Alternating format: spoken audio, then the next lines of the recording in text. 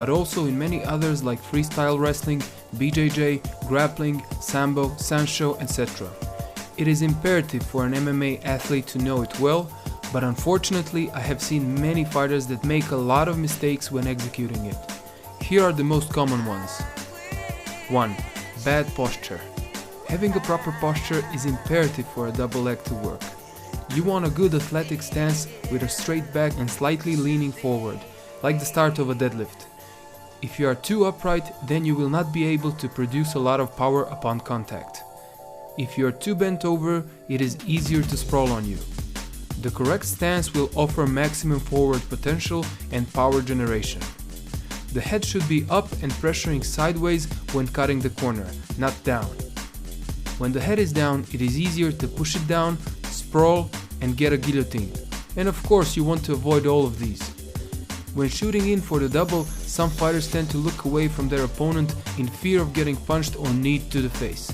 This is wrong, and you should always look straight ahead, since the position of the head determines the direction of the throw, and it is preferable to look where you're shooting. 2. Shooting in from too far. The days when you could shoot in from 3 meters away, like Royce Gracie did in the first UFCs, are long gone, and in modern MMA you need to get closer to be able to execute an effective double leg. It is still possible to get a takedown from far away, but the probability of it working is very low. I recommend going in for the double when your opponent is at arm's length. Fighters usually want to shoot in from far away if they're afraid of their opponent striking and would like to avoid it at all costs. But it rarely works, so you must strike at least a little bit to be able to get close enough to shoot. Another good way to get close is to slip or duck the punches and then shoot in. When the opponent punches, he has already cleared the distance, and sometimes the penetration step isn't even necessary. Then the takedown will have the greater chance of working than if you strike your way in. 3. Planting the lead knee. Many people make this mistake, and I've done it for a long time until I learned better.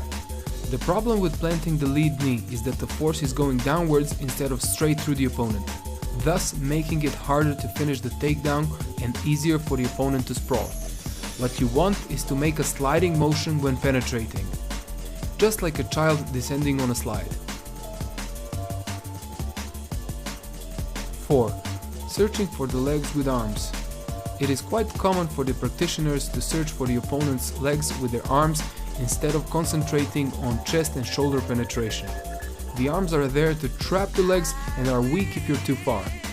You want to go in deep and spike your opponent with your shoulder. Then the arms will be much stronger because you have gone all the way towards your opponent. My double leg only started working when I injured my right elbow and shoulder. I was unable to use my right arm and trained with one hand in my belt.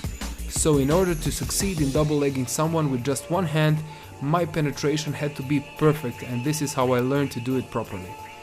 5. Not committing to the takedown. It can be intimidating to go for the double leg in MMA. You might be worried if your opponent will uppercut you or knee you on your way in. He might have a good sprawl, so you second guess if you should even go for it. It can be difficult to time it right when the punches are in the mix, so all of this makes it difficult to commit to the takedown. Back when I used to train judo, my coaches would tell me that we must commit to the throw with full conviction. If we do, we might get it, but if we don't, we will surely fail. Like with all things in life, there are no guarantees, but that shouldn't stop us from giving our best. There are many times when I got stopped or even countered in judo, even when I fully committed to the throw, but that is the only way to learn. Whenever I half-assed it, I got thrown every time. So, fully commit to your double leg when you decide to go for it. You should practice with partners who will not intentionally hurt you, which helps tremendously when learning and practicing, but that is another subject. 6. Not running through your opponent. This mostly applies to high doubles. In a low double leg, the most common finish is cutting the corner, but in the high double legs, you want to run through your opponent and not stop upon shoulder contact. So just because you achieved contact with your shoulder on opponent's stomach, it doesn't mean he will fall down automatically. You must continue to drive to be able to finish the takedown. So these were the 6 most common double leg mistakes. I hope you've enjoyed the video and that you will add these points to your training.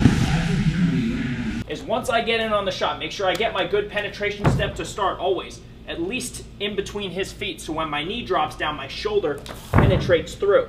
Now, with my back leg, what I'm gonna do is continue the forward motion, but I'm gonna swing the leg around and just trip his leg down to get him all the way down. So I'm in on my shot, deep penetration step, and then as I hit the ground, swing the leg all the way through.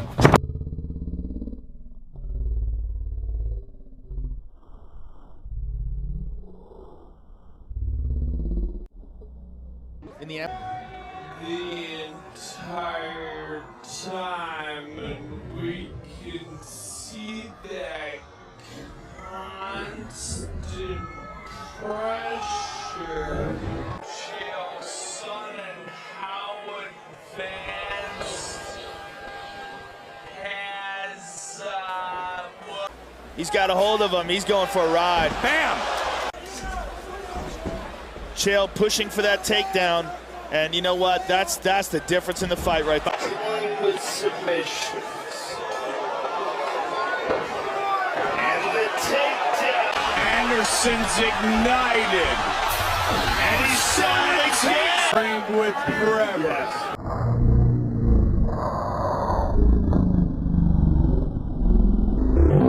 Gone in the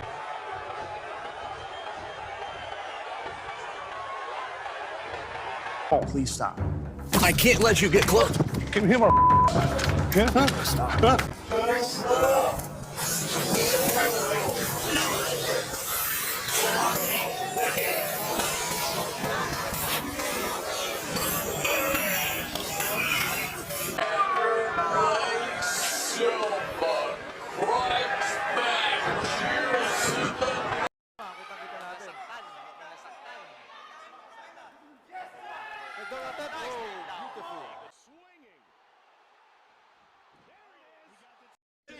Я как бы сбиваю его и одновременно прихватываю ножку. Вот такая работа. Don't try to pull his leg upwards. Instead, lift it lightly and then turn your body. То есть не когда у меня нога, то есть не отсюда я как бы лезу за его ногой, а делаю такой маленький подшаг, то есть перекрываю и загружаю вот сюда. Перекрываю.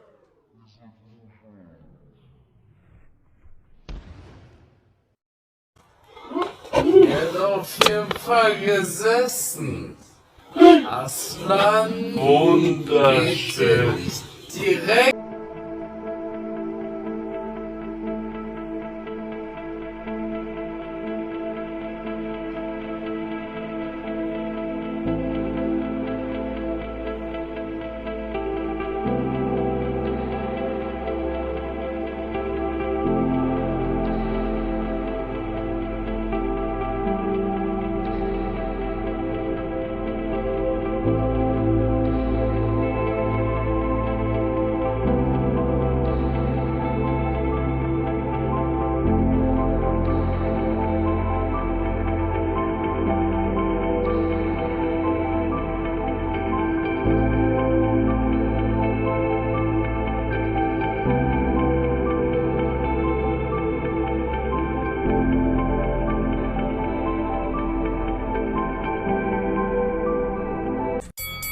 Right out of the gate, little homie goes for a sock him and hug him, throwing him to the ground with the body lock. We can see that tall homie, when he's being hugged up on, decides to grab little homie's head, going for the hillbilly headlock, which is fatal in this situation. However, they do appear to be a little south of the Mason-Dixon, so I guess I can't fault him that much. And as soon as our man hits him with a 1-2 Khabib, wife beater turns away from him and tries to stand up, completely exposing his neck. This is no bueno. Little homie has his hooks in, and as he is squeezing like he got off hot ones yesterday, wife beater boy realizes that he jumped out of the frying pan and into the I change levels, I go in on the leg, use my head to off balance my to this opposite side. The only way I could do it is by head pressure kick. Kind of leaning forward and is in a right slip.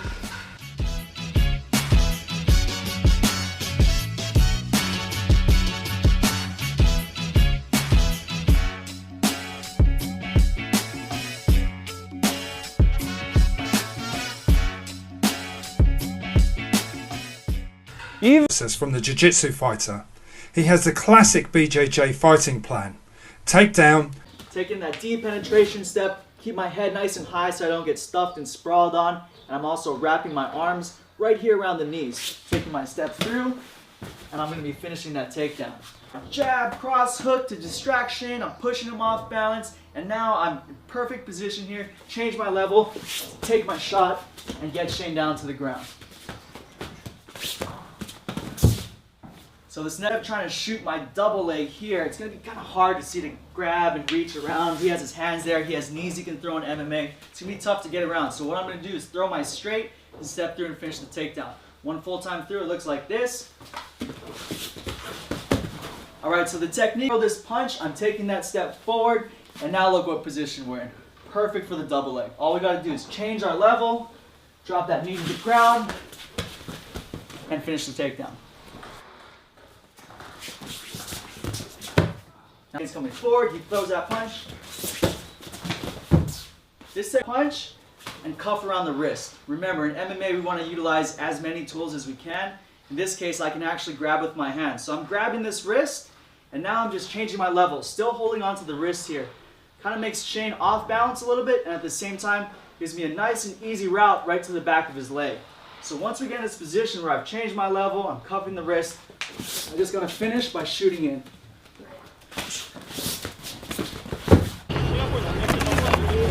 Давай, Рустам, доказать. Давай,